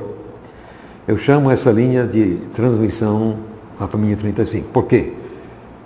Porque no mundo da crítica textual, quando alguém identifica uma família por uma questão de economia de espaço e tinta, nós escolhemos um manuscrito com um número menor para representar a família. Então, obviamente, é mais econômico você escrever 35 do que escrever 1270. Então, você fica com o número menor. Só isso. Na verdade, o minúsculo 18 é também da família e tem o Novo Testamento inteiro, como também 35 tem. Só que no Apocalipse o 18 pula fora, vai para outro tipo e o 35 fica dentro da família. Achei por bem então escolher 35, embora o número seja maior. Mas tem um outro detalhe. O cursivo 18 é do século XIV, ao passo que 35 é do século XI. E a família 35, que eu chamo, no mundo da academia, seguindo eles o erudito Hermann von Soden, que publicou um tremendo trabalho em 1916 por ali, ele chamou de K, koiné, R, para ele R era revisão, do que ele chamou de KX, para ele KX era a massa bizantina, e KR é aquilo que eu chamo de... R era uma revisão, então ele alegou que a família 35 era uma revisão da massa bizantina feita no século XII. Mas o manuscrito 35 é do século XI, então, fatalmente, a coisa não foi criada no século XII, se já existe no século XI, quer dizer. E como 35 não é uma criação nova, é uma cópia de coisa outra, então fatalmente, enfim, eu tenho evidências que levam até, no mínimo, o terceiro século. Agora, com base nas evidências até agora disponíveis, eu afirmo o seguinte. São 16 afirmações, mas também são curtas. O texto original nunca foi perdido e sua transmissão ao longo dos anos foi basicamente normal, sendo reconhecido como material inspirado desde o início. 2. Esse processo normal resultou em linhas de transmissão. 3. Para delinear tais linhas, os manuscritos devem ser agrupados empiricamente, com base em um mosaico compartilhado de leituras. 4. Tais grupos ou famílias devem ser avaliados quanto à independência e credibilidade. Isso é possível, abrindo parênteses, Mas antes de fazer isso, você tem que definir as famílias. E como eu já disse, desgraçadamente, isso não tem sido feito até hoje. Só eu que fiz isso com 35. Voltando, número 5. O maior grupo claramente definido é a família 35. Essa família é demonstravelmente independente, quer dizer, número 6, de todas as outras linhas de transmissão do Novo Testamento inteiro. Provo. 7. Essa família é demonstravelmente antiga, remontando ao século III, no mínimo. 8. Os representantes da família 35 vêm de toda a área mediterrânea. A distribuição geográfica é praticamente total. Então não é um texto de uma só região. 9. A família 35 não é uma recensão, uma revisão. Seu arquétipo não foi criado em algum lugar no momento subsequente, ou momento subsequente aos autógrafos. Se fosse assim, teria deixado alguma evidência. Não existe. 10. Essa família é uma identidade definida objetivamente, empiricamente no Novo Testamento inteiro. Eu fiz isso. Ela tem um perfil mosaico demonstrável e diagnóstico de Mateus 1:1 até Apocalipse 22 e 21. Está em pelo menos 2 de meus livros ali. Está também no meu site, qualquer um pode baixar gratuitamente. 11. A forma do arquétipo da família é demonstrável, já foi demonstrado. 12. O texto original é o arquétipo mor. Então, qualquer candidato a texto original também precisa ser um arquétipo. Isto é, um arquétipo real, verdadeiro, de fato e objetivamente verificável. Só existe um, até agora, demonstrado, é a família 35. 13. Que Deus tem interesse na preservação do texto bíblico é evidente. Entendo que passagens tais como 1 Crônicas 16:15 e vários outros podem ser razoavelmente interpretadas como contendo uma promessa que as Escrituras até o tio serão preservadas para o uso do homem, havemos de viver a partir de cada palavra de Deus, e até o fim do mundo, 1000 gerações. Mas nenhuma indicação foi dada de como exatamente Deus se propunha a fazer.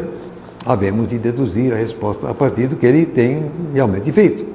E descobrimos que ele de fato fez. Esse interesse é refletido na família 35. Ela se caracteriza por uma transmissão incrivelmente cuidadosa, contrastando-se com outras linhas de transmissão. Como já expliquei, eu tenho em mãos, então, enfim, etc. 15. Se Deus estivesse preservando a redação original em alguma outra linha de transmissão, em vez de 35, seria essa linha menos cuidadosa? Eu creio que não. Então, qualquer linha de transmissão caracterizada por confusão interna fica desqualificada. Isso inclui todas as demais linhas de transmissão que eu já vi. Eu afirmo que Deus utilizou a família 35 para preservar a exata redação original do texto do Novo Testamento. Está publicado na minha edição do texto grego. Eu digo de passagem que Deus utilizou principalmente as igrejas ortodoxas do Oriente para preservar o texto do Novo Testamento através dos séculos, porque eles falavam grego. Eles sempre usaram um texto que representava de forma adequada o original, para todo efeito prático. De passagem, portanto, havemos de notar que a preservação do Novo Testamento nada se deve à Igreja Romana. Uns e outros têm argumentado, não tem nenhuma única evidência nesse sentido. A Igreja de Roma nada tinha a ver com a preservação do texto grego do Novo Testamento. Aliás, eles sempre usaram o latim. Sempre usaram o latim, não estavam nem aí com o grego. Agora, concluindo mesmo, eu afirmo ter demonstrado a superioridade da família 35 com base no tamanho, número de representantes.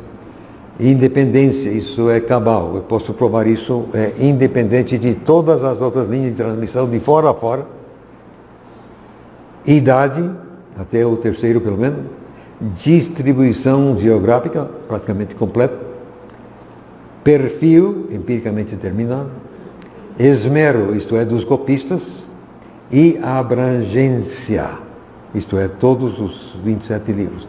Não conhecemos nenhuma outra família ou linha que exista em todos os 27 livros. Talvez exista, mas ninguém descobriu ainda. Então eu vou com aquilo que já sei. O texto original é o arquétipo Mor, qualquer candidato também deve ser um arquétipo. Um arquétipo real, verdadeiro, objetivamente verificável, e até agora só existe um. A família 35. Então, eu vou sustar a coisa por aqui, só que eu quero dizer ao interessado que eu tenho aqui também em português, como eu cheguei até a família 35 e algumas outras coisas, e inclusive o que não está em português ainda, estou elaborando, mas a partir da questão de padrão e dependência, estou mostrando aqui a partir da testemunha dos manuscritos mais antigos, quer dizer, Papiro 72, 100, Aleph, B, A, Tata, 13 testemunhas do século V para trás. E eles, assim, dão testemunho nas 7 cartas gerais, a meramente 75% das palavras da família 35, sem padrão. E sem padrão significa que o texto da família 35 é fatalmente antigo. Se existisse padrão, então existiria dependência. Mas não existindo padrão, não existe dependência. Então, se não existe dependência, o texto é independente. E se é independente, o que é? Ele é por conta própria. E, portanto, o texto é antigo, fatal. Está aqui para quem se interessa mais. Já passou de 4 horas, ninguém é de ferro. Vamos parar, não? Se bem que eu não tenho pressa de ir. Se alguém quiser ouvir mais. Mas eu quero descansar um pouquinho. Vamos ter um intervalo, pelo menos. Pastor, seria só interessante a gente, porque o senhor trabalha com a tradução a trinitariana, né? Como é? A tradução em português, o senhor utiliza a trinitariana. O senhor entende que é uma melhor tradução em português? Que Deus me perdoe, é menos mal. Quer dizer, por quê? O português é antiquado, só que é uma tradução do texto recebido, que era o texto da Reforma Protestante. Não é perfeito, mas os problemas que tem não são sérios, não tem erro de fato, não tem contradição. Não fosse a palavra de Deus, a gente chamaria de café pequeno, mas como é a palavra de Deus, a gente não vai usar essa expressão. Mas são poucas, quer dizer, não faz muita diferença. Você vai levar a vida espiritual tranquilamente, a vida da igreja tranquilamente, usando essa Bíblia, amém, não tem problema. Tem mais uma, já que estamos aqui. Mesmo se Deus tivesse feito gravar o texto grego em tábuas de ouro, como dizem os mormons, né, que a coisa dele foi... E então existisse hoje assim, sem a mínima dúvida, estamos aí com as tábuas de ouro, está isso aí. Então, se nós tivéssemos assim, sem qualquer possibilidade de dúvida, estamos aqui com o texto original perfeito. Tá. Mas quem entre nós é capaz, competente para dar uma interpretação perfeita a esse texto perfeito? Ninguém. É como disse o apóstolo Paulo, nós temos o tesouro em vasos de barro. O problema não é daqui, o problema é daqui. Eu sou um vaso de barro, eu sou um pecador, eu tenho cabeça muito pequena, uma inteligência muito limitada.